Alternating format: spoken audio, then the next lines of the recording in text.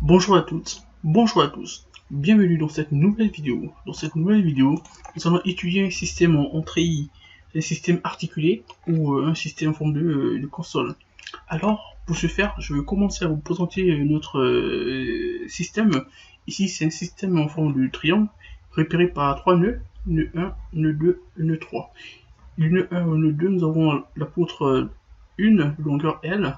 Du nœud 2 au nœud 3, nous avons la poutre 2, longueur L. Avec le plafond ici, nous avons notre poutre 1 qui est repérée par l'angle θ. Même ici, en partant du plafond, avec notre poutre 2, nous avons l'angle θ. Ici, au point au nœud 1 au nœud 3, nous avons des liaisons parfaites qui sont liées avec le plafond, c'est une liaison parfaite d'articulation. Et au point 2, nous avons une force F dans le même sens que X. Et au point 2 aussi, nous avons la force P dans la même direction que suivant l'axe Y. Donc nous avons la force F suivant l'axe X et la force P suivant l'axe Y. Et nous avons deux poutres, 1 et 2 de longueur L. Avant de commencer l'étude de cette poutre, on va admettre quelques hypothèses.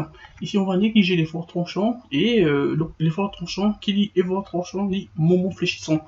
Donc on va négliger ça.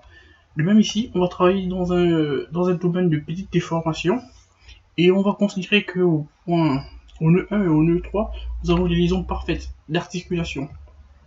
Nous allons utiliser la méthode des éléments finis et bien la matrice de rigidité pour étudier ce système. Ici, nous travaillons dans un cadre de traction et de compression, c'est-à-dire que nous allons mettre en évidence la traction et la compression dans cette étude. C'est pourquoi nous allons négliger l'effort tranchant. Alors rapidement, ici, on peut remarquer, on a plusieurs couleurs de repères ici.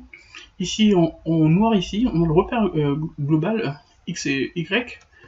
Et en vert ici, on peut remarquer que on a V3 et U3.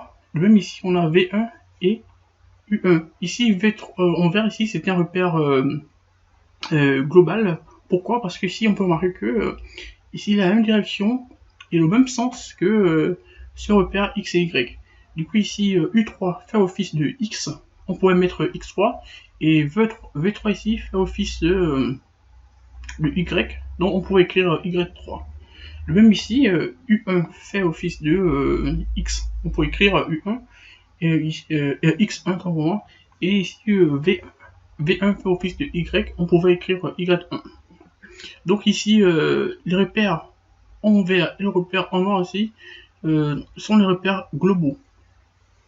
Ici, on peut remarquer aussi, on a la couleur bleue ici.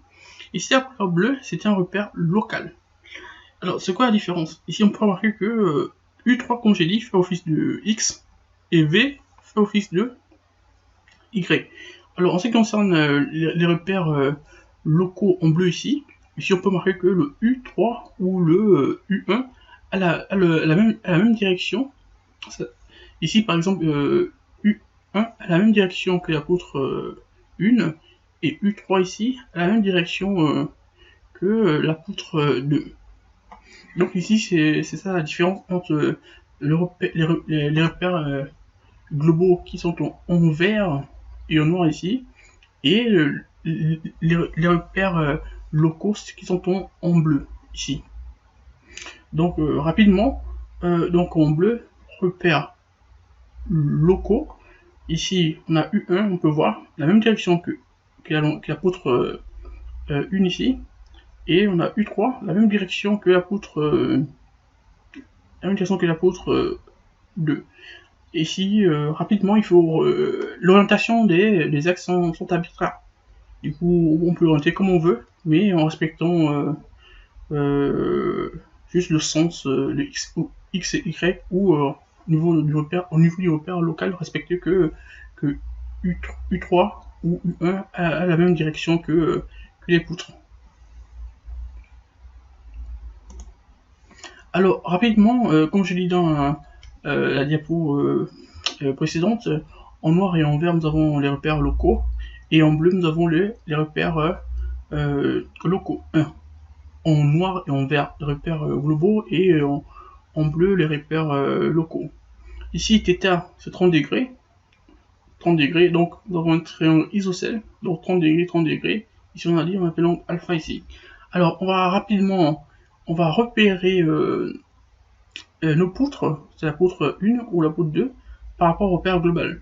On va utiliser ce petit dessin pour repérer nos angles. Alors si on prend le point, on prend le nœud 1 et le nœud 2, si on essaie de repérer cette poutre en partant de 1 vers 2, ici, si on utilise ça, nous sommes dans cette zone ici. Donc si on part de U1 vers... Si on part de U1 vers... si on part du grand U1 vers le petit U1 ici, on peut orienter notre angle de moins θ. Donc on part de 1 vers 2, dans ce sens. Ensuite le sens croissant, 1, 2, 3. Donc de 1 à 2, c'est repéré par l'angle moins θ. On va utiliser ça. Et si on déplace ce graphique, on met ici. On a moins θ ici.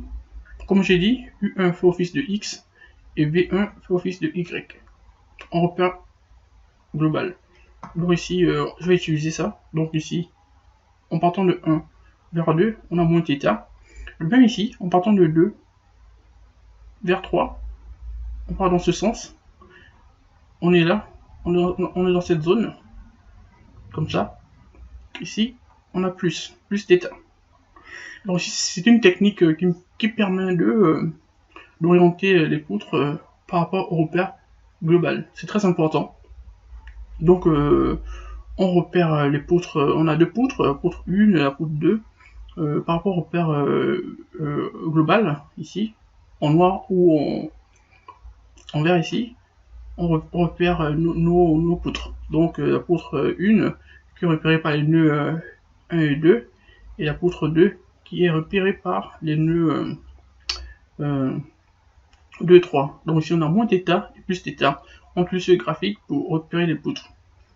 Donc ici, comme j'aurais dit rapidement, si on parle de ce sens, on est ici, donc moins, et ici, si on regarde le repère en vert ici, on est dans cette zone.